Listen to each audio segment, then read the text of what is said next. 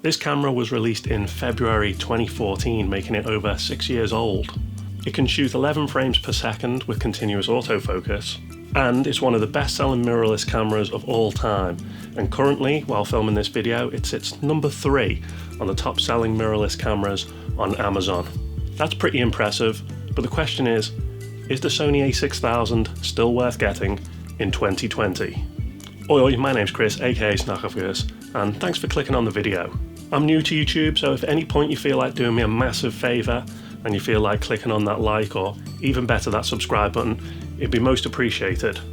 Anyway, that's enough waffle, let's get on with the video. I've had the Sony A6000 now for getting on about 4 years, maybe even 5 years, and I found it to be quite a capable camera. It's not a brilliant camera, it's not the best camera ever made, but it's definitely a capable camera.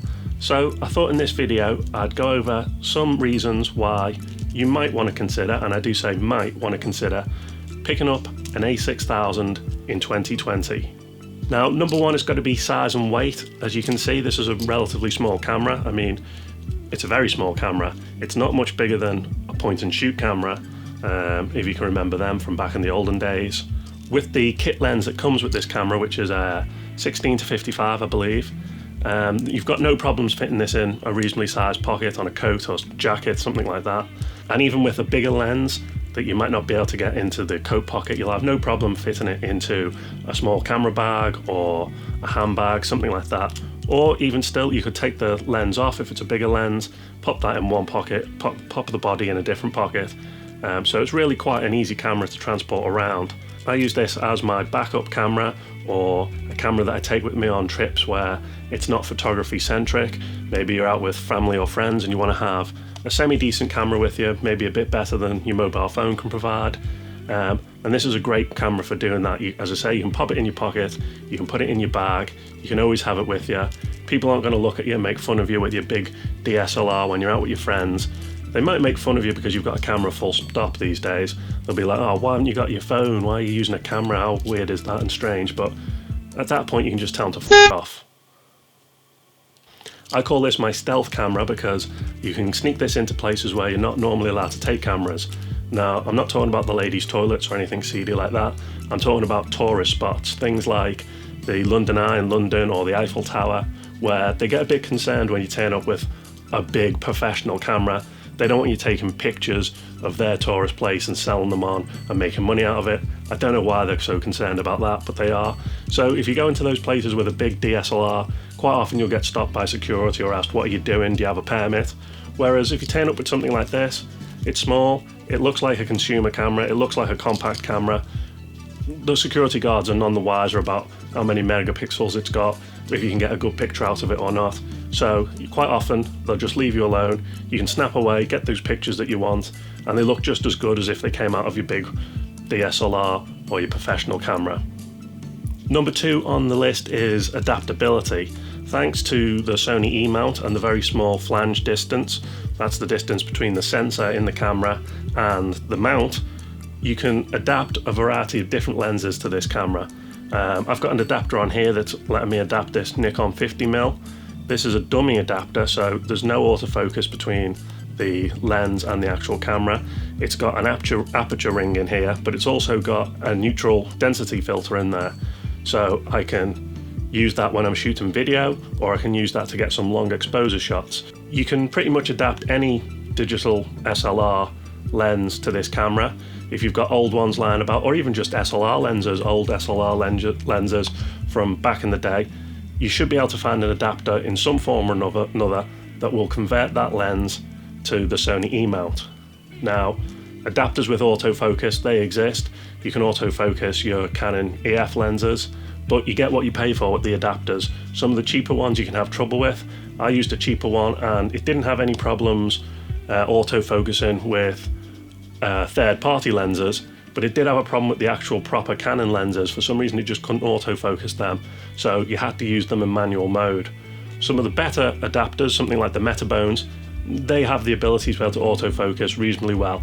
I've not used a Metabones on the Sony E-mount, so I can't vouch for that 100%, but from what I know, friends, people like that, they say that it works much better than the cheaper ones. but it's going to cost you more money. So if you've got some old lenses lying about, grandpa's got some up in the attic, you can go and steal them, you can put them on your Sony E-mount, you can use them in manual mode, and for a lot of things that's perfectly okay, unless you're going to do kind of sports or wildlife, or you're going to be taking pictures of children running around, whatever, then you might have a bit of trouble trying to manual focus. But for most other things, kind of candid snaps, street photography, landscape stuff, it works perfectly well in manual mode, and the camera does have a focus assist in the form of focus peaking. So when you turn the focus ring, the camera on the back of the screen will actually give you some sort of like kind of a red outline around objects to let you know what's in focus and what's not in focus. So it's much easier to focus manually with an adapter than it would have been in years gone by. Number 3 is the Sony PlayMemories store. Now that's a bit of a long-winded name, but it's actually Sony's app store, which allows you to download apps just like on your phone, but designed for your camera instead. Now, it's not a great designed storefront. It's pretty kind of weird looking, kind of old school PC looking, but it does its job okay. You can download apps onto your camera and you get new features that you couldn't get normally. One of my favorite apps on the store is called Smooth Water, and it kind of does what it says. It'll take a series of photos when you have the camera mounted to a tripod, and it will combine them together to give you a long exposure effect. So if you've got water in there, like a waterfall or a lake or whatever, you'll get that super smooth look that you get with long exposure, whereas you don't actually have to have a filter on the lens, no ND filter or anything like that. It will take those pictures and it will stack them together, blend them together, and create that lovely smooth water effect. You can get other apps as well, things for like light trails on cars and time lapse, and there's plenty of others, creative filters. Some of them are a bit funky and childish, animal faces and things like that, but it's quite an interesting concept. I don't understand why more camera manufacturers aren't putting in an app store where you can download new features to your camera. I think it would be a great thing for them all to take part in, or for them to have their own app store. Imagine the possibilities of opening that up to third-party companies, software developers. Just like your phone, you could download all sorts of new features, creative features, things that the camera makers just haven't even thought about yet. They could take a slice of the profits off that. They'd make money, we'd get new features on our cameras. I can't really see why they wouldn't want to do that. Obviously, they want to protect their bodies and their sales on that, but look how successful the iPhone's been and the App Store there. They should really implement that. They should really go for that. I think it'd be a great thing for them to do. Number 4 is value for money. That's got to be one of the best things about this camera, is the price point. Currently, this camera is about $450 to $470 with the kit lens. As I said before, it's not the best lens ever. It's okay, it's pretty average. It has a power zoom on it, so instead of turning to focus in and out or to zoom in and out, you actually push the dial on the side, the little lever thing, and it power zooms in and out. It's fine for keeping on if you're just kind of pottering about, you want to take a few shots, but if you're going to look to do any kind of better pictures or really to get the most out of the camera, you're going to want to upgrade and purchase a few of the lenses. You can get vintage lenses, second-hand lenses, prime lenses for the Sony mount, or any of the other mounts use the adapter to link them up. But still, it's handy to have around, and for the price, I think it's an absolute bargain. Features is probably the 5th reason to consider this camera in 2020. It's got a 24 megapixel sensor inside. That's pretty reasonable by today's standards. They are pushing that slightly nowadays, but with 24 megapixels, you can print out reasonably big prints, and you're not going to have any problem with posting those pictures on the internet or Instagram or anything like that. They're well lower than 24 megapixels. 24 megapixels is a nice kind of middle ground in terms of pixels on the sensor. 11 frames a second with continuous autofocus, that's really good. There's a lot of professional cameras that still can't quite do that.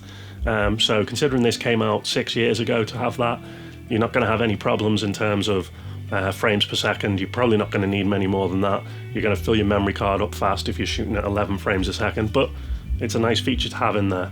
The raw files in this camera are perfectly usable. There's a decent amount of dynamic range, nothing groundbreaking, but more than usable. You can open up the shadows a bit, bring down the highlights a bit, so decent raw files in there. If you want to take it into Lightroom, edit away to your heart's content, yeah, that's fine.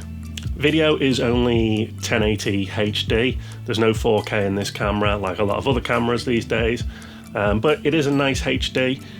It's 50 megabits per second if you have the update. There's 24, 25 frames a second. I think it does 30, but it also does 50, 60 frames a second. So if you want to slow that down in Premiere at a later time, you can get slow motion at roughly half the speed of what was happening. Is the A6000 the best camera out there right now in the world? No, of course not. There's cameras with far more features than this camera. Even just in the Sony A6000 line, there's the 6100, 6300, 6400, 6500, blah blah blah. All of them have better features or more features than the A6000. Most of them shoot 4K.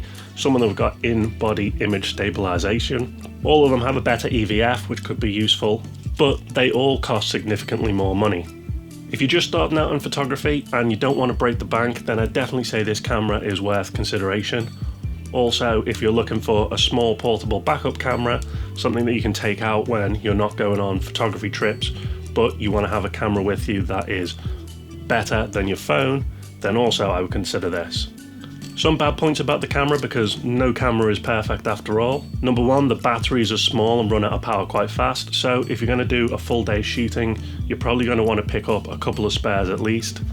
You might also want to consider getting a charger, because you have to charge the batteries in the camera. It doesn't come with a separate charger.